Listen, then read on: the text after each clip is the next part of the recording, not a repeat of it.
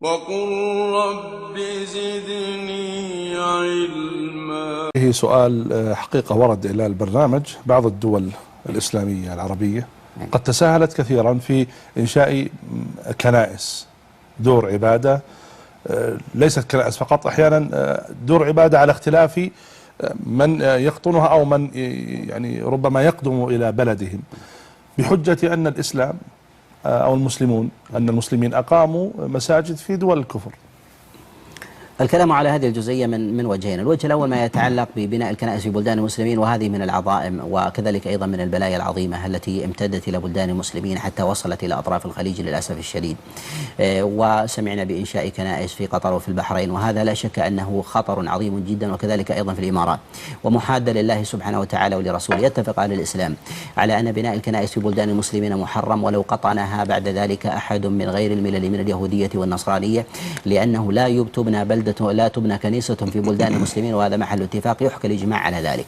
وأما بالنسبة لمن بنى في بلد من بلدان المسلمين كنيسة في ذلك فما حكمه؟ نقول أن الأمر لا يخلو من حاله.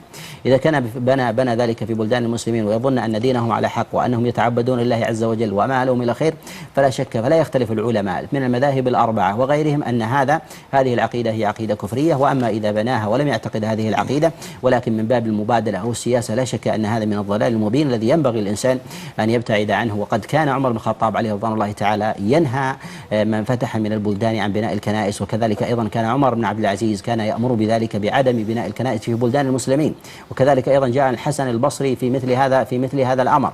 وأما ما يتعلق في القرى التي فتحها المسلمون في بلدان هم فيها وأهلها من كنائس وبيع، نهى النبي عليه الصلاة والسلام عن هدمها، وتبقى على ما هي عليه في بلدان كما تكون في مصر ونحو ذلك، ولكنهم لا يحدثون شيئا جديدا في هذا.